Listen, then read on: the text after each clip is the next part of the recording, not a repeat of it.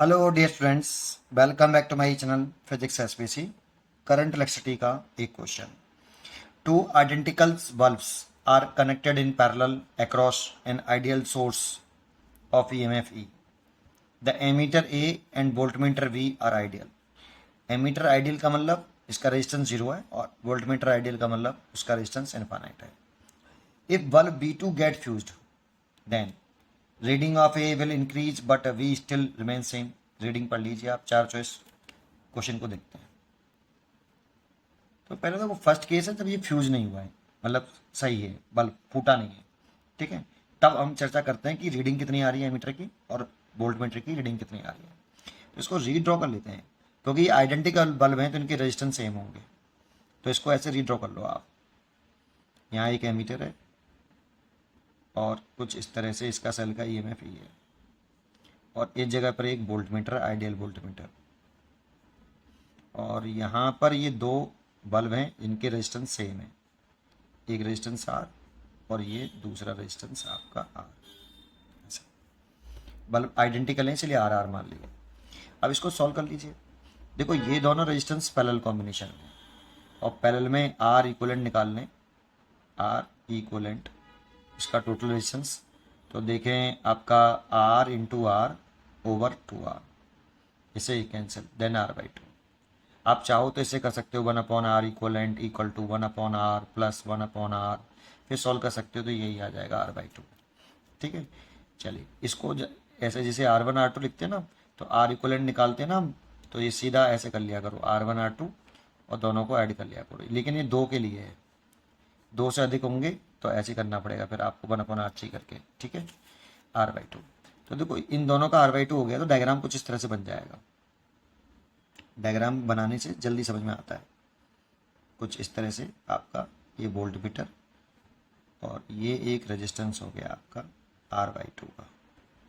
अब मान लो यहाँ से करंट लीव करी आई, है ना, ये तो रीड कितनी करेगा बेटा एमीटर आई, यहाँ से I1 मान लेता हूँ, चलो I1 और ये I1 ऐसे, क्योंकि ये resistance infinite ideal volt meter है तो आइडियल वोल्ट मीटर का रेजिस्टेंस इन्फिनिटी और आइडियल एमीटर का रेजिस्टेंस जीरो होता है। ठीक है, तो ये करंट ऐसे जाएगी और ऐसे चल के ऐसे वापस आएगी, ठीक है। I1 जितनी पैटर्न से निकलती है उतनी करंट एंटर करती है।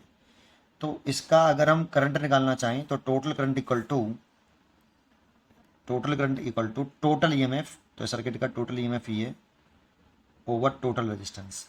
टोटल करंट का फॉर्मूला होता है total EMF upon total resistance. तो टोटल ईएमएफ ई है और टोटल रेजिस्टेंस देख रहे हैं तो r/2 है, तो इसलिए लिख सकते हैं 2E/r। और यही करंट इस एमीटर में गई है, इसीलिए इस करंट का नाम होगा reading of ammeter, reading of ammeter. तो जब ये बल्ब जो आपका B2 है वो सही ही है, फ्यूज नहीं हुआ है, तब करंट की रीडिंग इतनी आ रही है, ये I1 आ गया।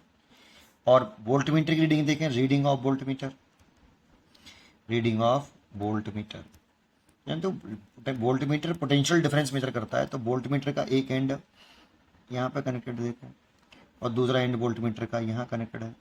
तो इस रेजिस्टेंस के अक्रॉस जो पोटेंशियल डिफरेंस होगा वही वोल्ट मीटर की रीडिंग होगी, क्योंकि voltmeter potential difference measure करता है दो पॉइंट का, तो इन दोनों पॉइंटों का पोटेंशियल डिफरेंस मेजर कर रहा है। दैट मीन्स r/2 का पोटेंशियल डिफरेंस मेजर कर रहा है। तो पोटेंशियल डिफरेंस V बराबर क्या होता है, करंट इंटू रेजिस्टेंस।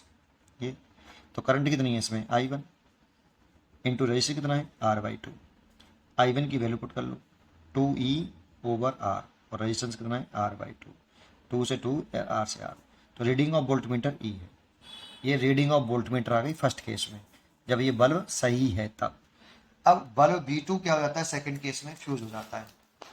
अब सेकंड केस में हम बल्ब को फ्यूज कर दे रहे हैं, ठीक है। सेकंड केस में हम बल्ब को क्या कर लेते हैं, फ्यूज कर लेते हैं। तो देखो सेकंड केस में बल्ब फूट गया या फ्यूज हो गया, तो ये देखो आप इस तरह से डायग्राम बना सकते हो। ये सेल का ईएमएफ, ये एमीटर आपका, और ये आपका वोल्ट मीटर, और ये आपका बल्ब B1, ये इसका resistance R, bulb B1। Bulb B2 fuse हो गया, इसका तार टूट गया, फिलामेंट ब्रेक हो गया, तो उसमें करंट नहीं जाएगी, ओपन सर्किट हो जाएगा वो, ठीक है, या फूट गया, ये समझ लो। तो यहाँ से अब देखो रेजिस्टेंस कम हो गया बेटा, पहले रेजिस्टेंस जो था वो r/2 था, रेजिस्टेंस बढ़ गया है, सॉरी, रेजिस्टेंस बढ़ गया है तो करंट कम हो जाएगी I2। सीधा सीधा देखो, यहाँ पर पहले रेजिस्टेंस था R/2 पूरे सर्किट का, और यहाँ पे अब रेजिस्टेंस है केवल R। तो रेजिस्टेंस बढ़ गया है घट गया है, बढ़ गया है तो करंट कम होगी, तो करंट तो घटेगी। निकालना चाहते हो कितनी करंट रीड करेगा ये, तो I2 रीड करेगा, तो I2 की वैल्यू कितनी, total current equal to total EMF on total resistance. Total EMF ये और टोटल रेजिस्टेंस R है। देखो पहले करंट थी 2E/R, अब करंट है E/R, तो घट गई या बढ़ गई, तो डिक्रीज हो गई I2 लेस देन I1। तो करंट तो डिक्रीज हो रहा है भाई, बल्ब फ्यूज होने से करंट डिक्रीज हो रही है, पहली बात। तो देखो reading of A will increase, तो ये तो चॉइस गलत हो गई। Reading of will A decrease, इसमें भी डिक्रीज है, इसमें भी डिक्रीज है, इसमें इंक्रीज है एमीटर की रीडिंग, तो ये वाली चॉइस गलत हो गई। अब ये दोनों बचे, इन दोनों में से एक सही होगा।